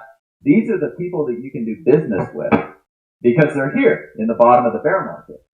And every time the price starts going up, we get a whole bunch of hot money that comes chasing. Yeah. And wanting your time and wanting your attention, and we get all these new people and stuff like that. Well, if you were here earlier, that's also a form of human capital. The Krakens, the Coinbases, like that brand recognition, that length of stability in the ecosystem still being around, as long as you don't torch your reputation like BitPay's done, that becomes a very valuable asset. That you have, that you were around in the bear markets and you survived them and everything. And so I think Satoshi was very deliberate in the monetary policy of Bitcoin, in this emission schedule, so that it could bring these different ways of adoption, because it also helped the ecosystem build out. And when stuff goes all crazy and then we have a correction in the price and stuff calms down, well, all these companies, they get to work on building their systems out for another couple of years. Yeah. Right? And then they get ready for the next cycle. So, I think all of this was very good. And, what you're also hitting on just the news and all the effects that has, that's great for the first network effect of speculation, getting all that news and having all that crazy price action and having, getting that supply shock because the transactional demand and the price elasticity of the transactional demand doesn't really care about the price. And so when you get these big influxes of new users and it being a Giffen good and a Veplen good, like, you get these huge overshoots in the price and everybody has a hard time managing their emotions and whatnot. And previously we haven't really had the infrastructure to be able to take gains off the table very easily. Also, you might be afraid that your bank is going to close your account when you receive a $50 million wire, right? And so, you just kind of hodl through. So, these are all things that I think Satoshi intentionally put into the protocol for a lot of these reasons that you outlined, and I think that there's some other reasons too that he put them in there. Because it's going to take time to develop the tech and the extensibility of Bitcoin. Things like Lightning Network and Schnorr signatures and the other software. Like all of this stuff, because Schnorr signatures were around, they were just patented. That's why Satoshi didn't put them in there. But the patents now run out, so we can put Schnorr signatures in. So, there's stuff like that in terms of the technical development that I think also plays in with this 4-year cycle. I think his greatest strength that isn't talked about nearly as much as some of the other things is just his understanding of game theory. And I'm saying his, I guess that's a bias, but the fact that there's so much game theory wrapped into this that I don't even think people fully understand the implications of how much game theory is wrapped into this. Oh yeah, there's a ton of it, and you have to understand the proper economics. You have to understand the Austrian school of economics, which alone is a very misunderstood or not even comprehended area, and even people that think that they understand it, like Peter Schiff or Roger Ver, they're just water skiers. They don't have any scuba diving equipment to get deep into it. Yeah. And you have to get deep into it in order to really appreciate some of the genius of what Satoshi has done in all of this. Hey, so I put this chart up on the screen. This is the histogram of the Mayer multiple. So right now you can see we're at a 1.0 on the Mayer multiple, which would imply based on this chart that it's reasonably priced. It's where you can see where most days in the last 10 years have fallen, and we're right there. I will say this: the average, if you were going to look at this from an average standpoint, the average is actually 1.4, which is quite a bit higher than where we're at right now. So I forget what percentage of days it's higher than 1.4, but I think the price is only lower about 30% of the time. The price is lower, even though this chart would make it look like it's about a 50%. The price only goes lower than where we're at right now about 30% of the time, 30 to 40% of the time. So I think that's because it's a bull market. Yeah. All the time for Bitcoin, right? You're right about that.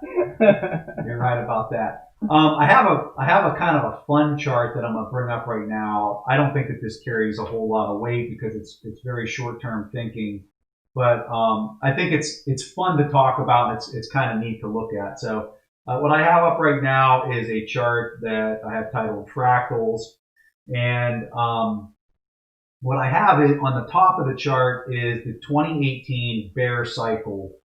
And what you can see on this chart is how much percent change from the top. And then you had what a lot of people call the minor capitulation there at the end, where it went from whatever price that was at that point to a little bit over, it looks like it's a little bit over 6,000. And you had another 50% drop from that price. And then you have the number of days that lasted. And what I found really interesting, and I'm not suggesting anyone makes any, entry point decisions or anything based on this chart, but I found this quite interesting that this recent mini bull market that we had seen this year in the summer, when the price hit 14,000, it had a 30% drop, and then it was 89 days in length.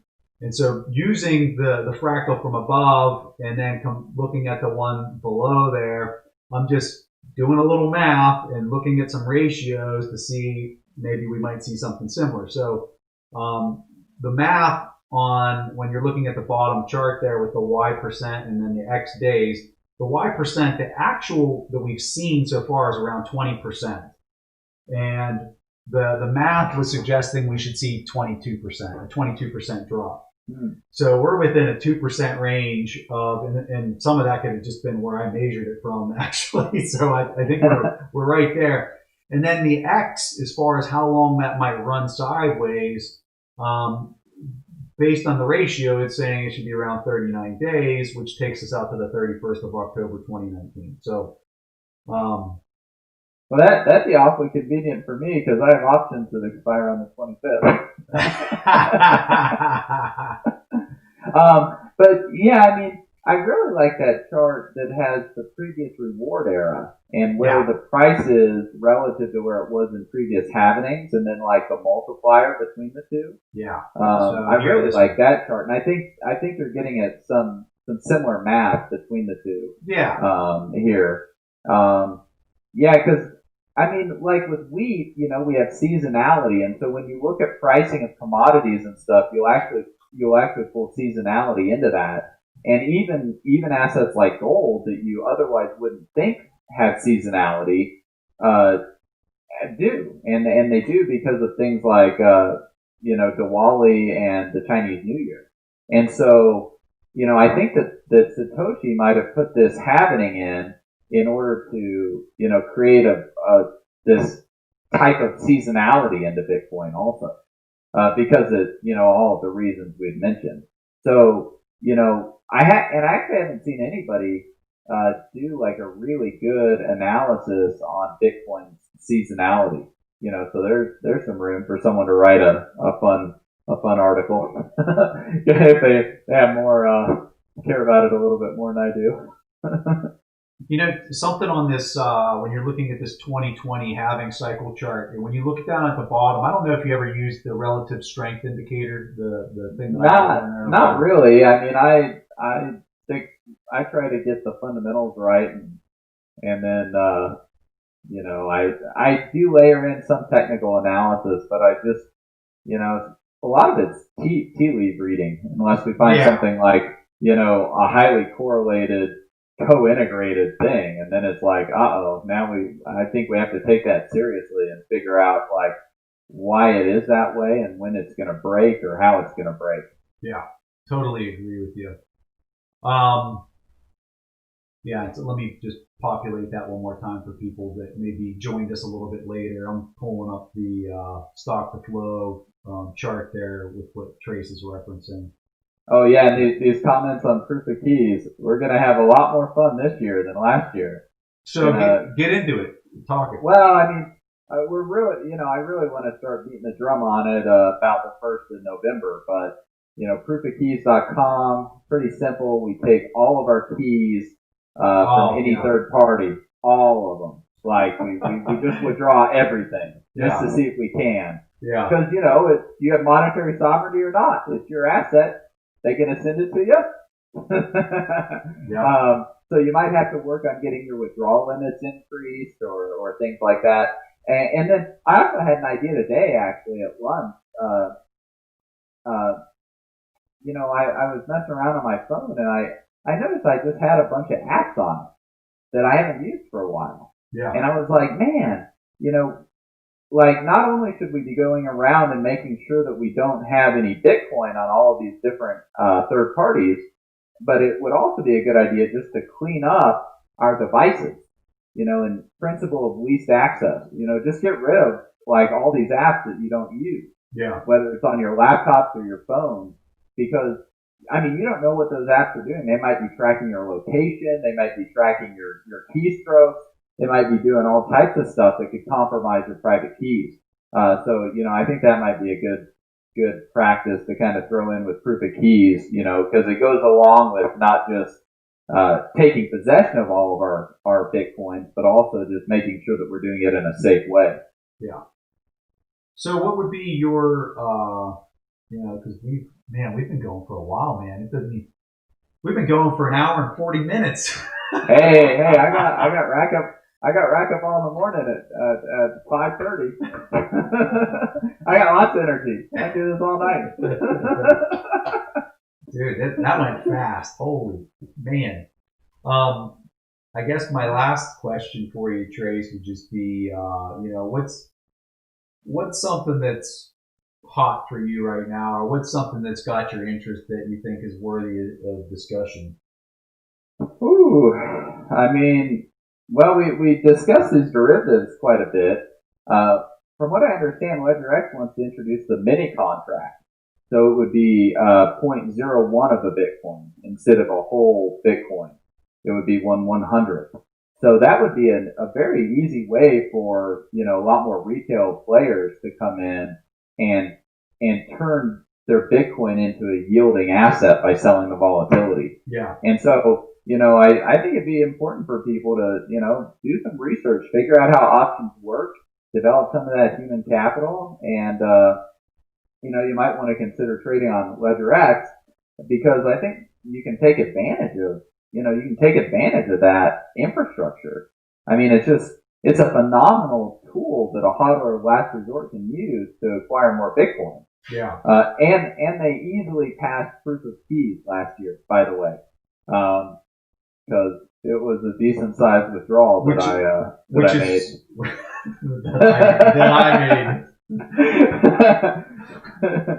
Well, no, and I think that's a really good point when you're talking about proof of keys with derivative exchanges, because here we are all saying that it's vital that you have your own keys, your private keys, and if you're not aware of how ethical the exchanges that you're using, especially when you're dealing with derivatives, that's a very important consideration if you're trusting that exchange to put those Bitcoins to use or to work. I mean, one thing that is nice about them, I got their audited financials because as a customer, I'm also a clearing member. Mm-hmm. So, the CFTC makes them give me audited financials, and the customer Bitcoins are not on their balance sheet. They're actually segregated. Wow. and kept accounted for in a footnote, which is a similar way that we accounted for people's gold when I was a gold money investor. So, there's no, LedgerX can't be lending or rehypothecating any of those Bitcoins. And every month they actually audit and make sure that the Bitcoins, on the balance sheet, match up with the Bitcoins on the blockchain. So it's nice that they send that out every month also. I feel somewhat comfortable letting them hold my Bitcoin, because, I feel comfortable that there's not counterparty risk, meaning the financial ability to pay. And I found them to be, competent stewards and so low performance risk. I don't think they're just going to steal the Bitcoins. You never know, right? They could get hacked or whatever, but they seem to have a very good understanding of how Bitcoin works, and the Chows have been around Bitcoin for a long time, and the CFTC gives them a thorough roto-rooter on a regular basis. Other than that, I like Kraken, but man, you have to be so careful with these third parties holding your Bitcoin. Being just so skeptical about it.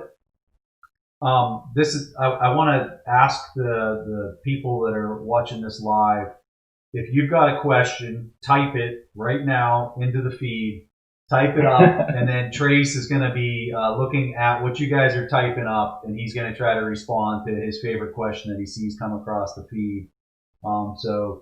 Trace, intellectual channels, there's actually a GitHub that Chaincode Labs put up that's got a bunch of just phenomenal resources on a bunch of different topics of Bitcoin. So, I'd recommend that for intellectual channel. All right. Well, if we don't see any questions pop up here, a lot of people just commenting, go up. Oh, IRS guidelines. So this came out today. This was a trip. I mean, my gosh. Could you screw it up anymore?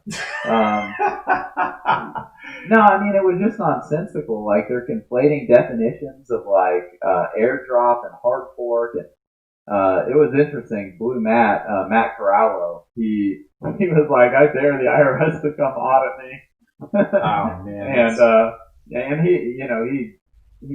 yeah, so, I mean, I mean, I know people don't like paying their taxes or whatever. I mean, I don't want to look over my shoulder, and so I make a good faith effort to try and uh, pay my taxes on stuff, and I paid a lot of taxes on fork proceeds. So, you take from Jihan and you give a little bit to the U.S. government, keep the rest. Yeah, I think that, I mean, my personal opinion on it is if you were part of a fork and you transferred those locally into a hardware wallet and you played around with those units, get ready for a statement from the IRS, especially if it was worth anything. Well, I don't know that the IRS is going to be able to like find that very easily. No. I mean, they're understaffed as it is, but like an interesting part in the guidelines is like they're like, oh, if you have dominion or control over it, and it's like, well, what actually constitutes dominion and control, like over these crypto assets? Because some people might say, oh, well, if you have the private key, but I mean, you can't just go sticking your private key in anything. Yeah. Like, you might catch something. You might catch some type of virus. So, I mean, you have to have safe, secure wallet software. Yeah. And a private key. Yeah. And who determines whether the client is safe and secure? I mean, is the IRS going to determine that, or does the individual determine that? And for all we know, the guidelines might have been just a sounding board. let's put this out there. Let's see what kind of reaction we have, and then let's make adjustments from the reactions, right? Yeah, but I mean, like, they might get bipartisan. I mean, Congress seems to have pretty bipartisan support on getting rid of putting in like a $600 de minimis exclusion from tax liability. So, I mean, it's probably just some bureaucrat who didn't really understand Bitcoin that like tried to write this thing up and has really stepped in it. Yeah. And it just creates so many places where reasonable minds can differ. And I also think it doesn't follow what the law does in a lot of other cases. Like, when you have other assets to fork, and let's keep in mind, when PayPal got spun off from eBay, that's not a fork. That's a distribution, right? It's not a fork. Yeah. When your cow has a baby cow, or when your orange tree produces an orange, you have a fork of the cow, right? Now you got two cows. And how do we deal with recognition of income in those events? Well, you don't recognize the income when the baby cow is born. You recognize it when you sell it or trade it or gift it. Yeah. So, that's another problem I kind of see with the guidance is, I mean, it's just so different from how other forks are treated, and we have a long history of these other forks and how they've been treated, so, I mean, like the IRS agents, they want to collect as much as they can with the least amount of effort. And so the guidance, really what it does is it opens up like all these areas where reasonable minds can differ, which means potential litigation, which means it can make it a lot harder for the IRS agents. And, the IRS agents very well might lose in the cases, especially, because how we recognize income with a cow that got forked or an orange tree that got forked, why are we treating crypto assets differently? Than these other assets. Like, what makes crypto so special? Congress hasn't written a specific law to treat crypto differently. So, it just seems like a very odd situation. If you have recognition events, and what's really going to be the difference in price of the recognition events too? And then you've got like, I mean, it's so It's a mess. wild because like, okay, the fork happened, but like they're like, oh, you take the value at the time the fork happened, and you had dominion and control. Well, what if it's not trading on an exchange when that happens, and there is no market price? Exactly. Like, okay, so you have $0 of revenue recognition. Yeah. I mean, it's just, and like what exchanges, like what prices on exchanges do you actually trust, and how much volume needs to be there? I mean, it just seems very, it seems like it makes it more difficult than it otherwise needs to be. Yeah, I think most people just kind of rolled their eyes today, and we'll see what else comes out, I guess. Yeah, I try to pay my taxes, Yeah. fairly No and doubt. honestly. And I kind of look at this and it's like, it's not very intelligible, and it seems to be different than how the law treats other stuff. So, and it also, doesn't, at least how I've treated it doesn't actually, it definitely wouldn't make a material difference, and it might even like be advantageous for me. Um, because you could play valuation games on the value of those forks at the time they happen, right? Yeah. And so you could actually like if you really were creative, you could game that in a way that you could create losses for yourself. Yeah. So I mean, why do you want to have that type of just craziness of where all the darts could end up, instead of just like, when you actually get it turned into like cash in your bank account, which is how most of these forks got treated. They either got turned into cash or whatever, like, and you have a nice solid recognition event that's easy to deal with and value. Then it's just not as just confounding. Yeah, Irwin Schiff, tax protester. Yeah, I don't think that's a good idea. Like, um, yeah, some people, they want to make Bitcoin their pet political soapbox, and then some people want to do that at the expense of the Bitcoin brand. Like someone like Ross Ulbricht. He's prancing around as a free market libertarian, but really what he's doing is he's trying to convert some of the Bitcoin value or brand into his own profit, Yeah. Not just him, but look at the whole Bitcoin Foundation founding group. Roger Ver, Charlie Shrem, Mark Karpeles, Peter Vicenes, Gavin Andresen, like all of these guys that basically tried to convert the brand and the political capital that the Bitcoin community had created and pull it into their own private profits. And so, trying to like do that for prancing around in political garb, in terms of their writings or their talks or whatever. And yeah, it's just, I don't know. I don't know if that's the best route to take. Don't get me wrong. Like, I think the individual needs to be empowered, and that's one of the reasons that I'm so passionate about Bitcoin is individuals get to hold their own private keys. But I'm not gonna advocate that people like take unnecessary political risk in order to and use Bitcoin as the vehicle in order to do that.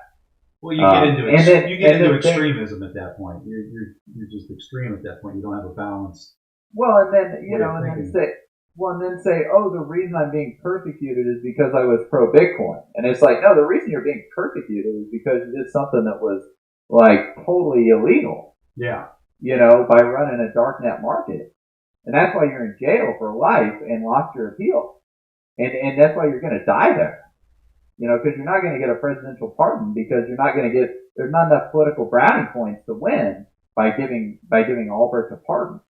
And then trying to like raise a bunch of Bitcoin donations. So like, oh, and really you were running the darknet market in order to make more profit, right? Like you took on the risk of dealing in illegal or contraband activities because there was a higher profit margin there. And the higher profit margin was there because of the potential risk of going to jail for life. And so, like, okay, now you go to jail for life. I mean, like sometimes that's just part of the value calculation that you made when you decided to run that market. So I don't think I don't think it's necessarily a very good idea to be mixing politics in your portfolio. Which we're seeing so much of. It's like, oh, we need to have green this, or we need to like, boycott Blizzard because they're not standing up to the Chinese Communist Party. Like it's, politics and portfolio like that, Well, this is one of Ray Dalio's big things. Ray Dalio always says, you need to see the world for what it is, the reality, opposed to how you want it or wish it to be. Oh yeah, you got to be very realistic. Yeah, a lot of people have difficulty stepping away from how they think it should be or how they wish it would be to what it is. Yeah, it's I like to not be optimistic or pessimistic. I like to be realistic. Yeah. And mixing politics in your portfolio, that's a recipe for disaster. That's a recipe to like hurt your returns. Now that's not to say that like, I just flat out won't deal or invest in particular types of businesses because they're against my politics or they're against my own moral code or fiber. But that's just the nature of how I operate. But I see that for what it is, and I'm willing to take that cost into my portfolio. It's when you confound the two, and then you're like, oh, I got persecuted because I was using Bitcoin. It's like, no, you got persecuted because you were selling illegal drugs, and those are illegal. And like, you have to take that potential cost into account before you engage in that activity. There's a great book called Super Forecasters. I think the author is Tetlock and somebody else, and it gets a lot into this idea of the book goes through these people that are just great at making predictions as to what's going to happen in the future. And one of the common threads that they found amongst these people that are so good at making these predictions on what's going to happen is they are almost religious in looking at both sides of an argument. So if somebody said, Bitcoin was going to be successful, that future forecaster would try to learn everything that they could about why it would be successful. Then that same person would look at the argument of why it wouldn't be successful, and they would study all of that. And then they come to an opinion based on probabilities as to how likely they think that scenario is going to be. Yeah, I mean, Peter Thiel, he was trained as an attorney also, just like me, and I remember like my Con Law 2 class, and that's where you have all the really hot button topics in there, and we got assigned at random to either be the prosecutor, the defense, or the judges on some of these different cases in front of the whole class. And sure enough, I got the opposite. I got a case that was like a big hot button topic for me, and then I had to argue the position that's contrary to my own argument, my own feelings, right? And do that in a professional way. So, and Peter Thiel talks about steel manning the argument. Don't straw man, like what's the strongest argument somebody's got on the other side? And I think it's vital to be able to do that because, and this kind of gets a little more into philosophy and stuff, but, people just love to lie to themselves. Oh. People lie to themselves all the time. No doubt. Like, how many hundreds of times did you lie to yourself today? And, people just don't want to see the truth, like for whatever reason.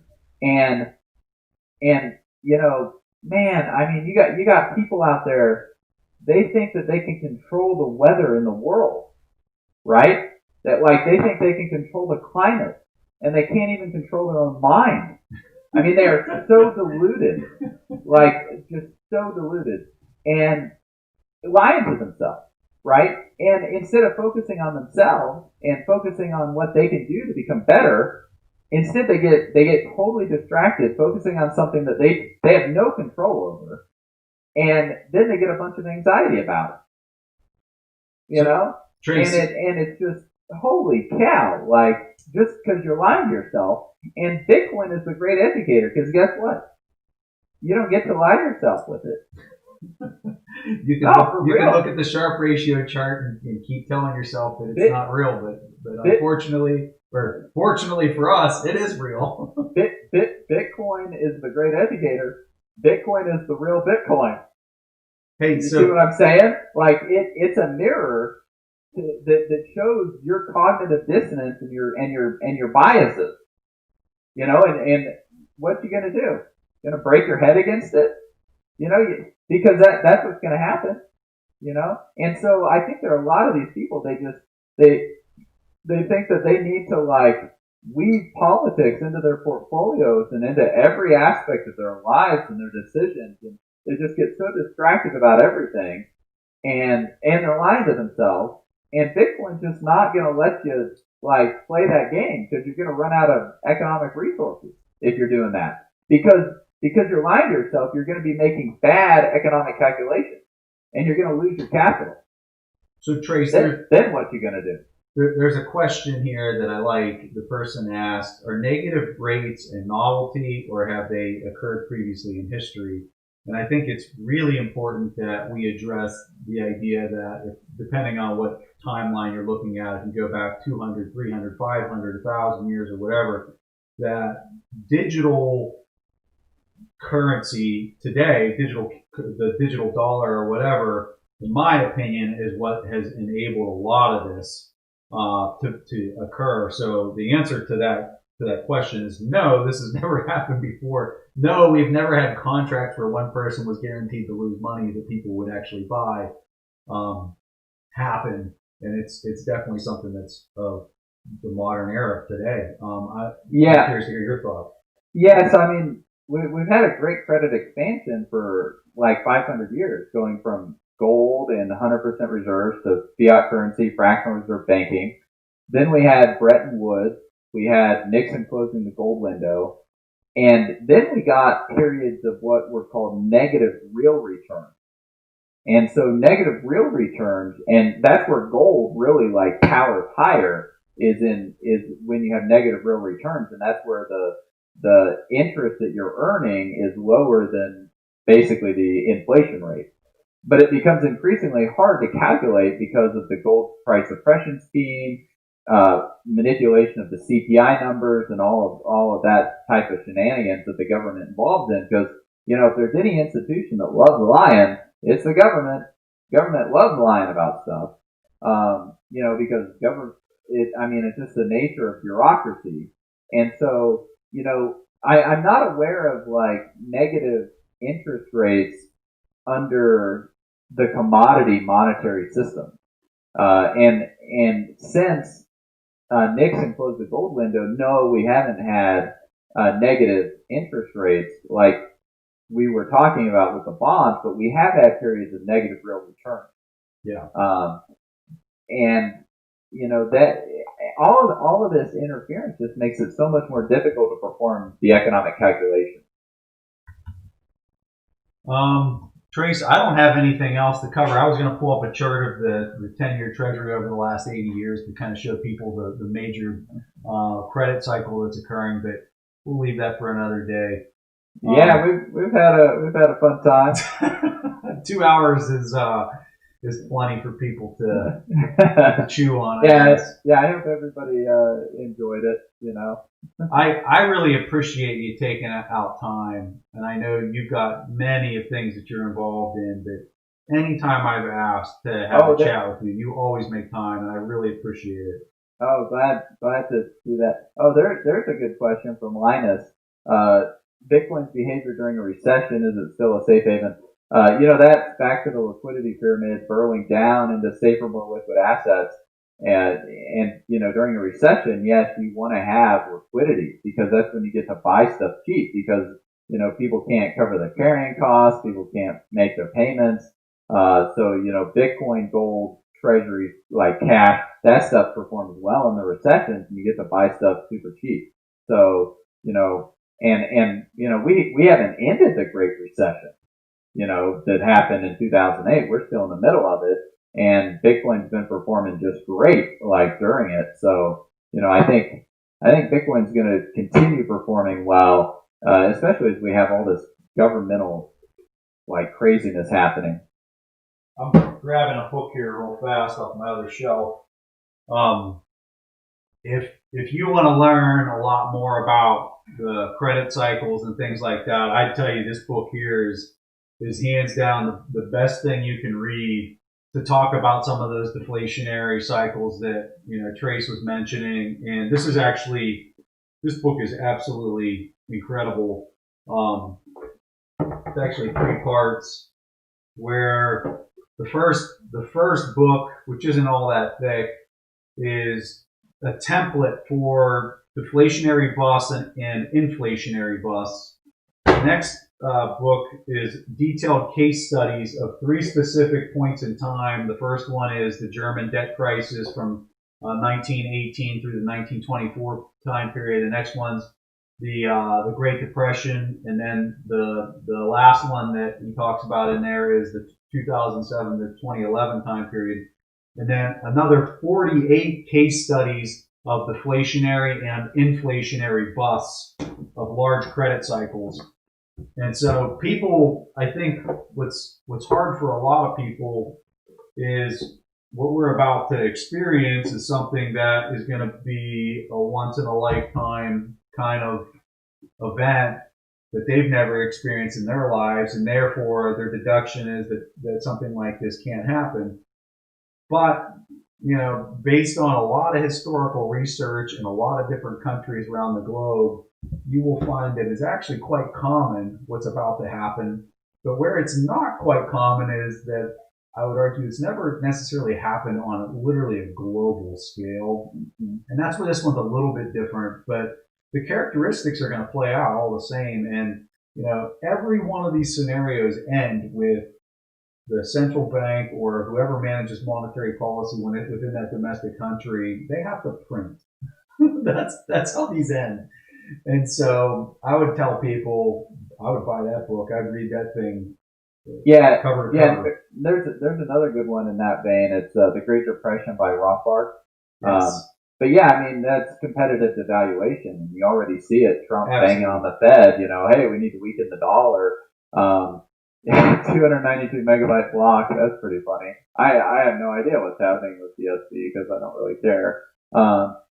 Hey, if you have time, this is something I'd like to hear your thoughts on. And if you have to run, man, I totally get it. Oh, I'm just banging out these other questions. Ray Dalio, Bitcoin's a highly complex subject. He probably just hasn't devoted the time to figure it out. Securities, that's another multi-trillion-dollar question. Back to the liquidity pyramid, capital burrowing down. If we change to the risk-free asset, that's going to change the whole way that we value all of these other things. Yep. And so, and if companies are going to shift over to using Bitcoin as the primary medium of exchange, and they're holding that in their retained earnings and stuff, that's a huge question, for valuing companies and securities and whether you should be building your own private business or just hodling, all that type of stuff. How do I spend my day? There are tithes in the affairs of men, Shakespeare said, right? So I surf the tithes. What were you going to say? So I forget, this was probably like a month ago. There was somebody that conducted $1 billion transaction on the blockchain. Yeah, how cool is that? That was awesome. But it brought up some really interesting thought experiments for me in that clearance times. how long do we wait to statistically say that we have seen a transaction clear, right? And so when you're dealing with a transaction the size of $1 billion, based on the hash rate that existed during that transaction, the time frame was about 30 to 40 days to be able to say that absolutely. And I know you're shaking your head because that's very arguable, right? But what I think it leads to more is this idea of if you've got large blocks, Bitcoin Cash, right? How long would it take to clear a transaction of $1 billion with blocks that size based on the security of that protocol or any other protocol for that matter? And so Yeah, this for me is when we start getting into this being global money, okay, and the size of transactions that are going to happen amongst nations, you better. There might be an argument to be made that maybe we need the block size even smaller than it is today. oh yeah, I mean that's the Junior's argument.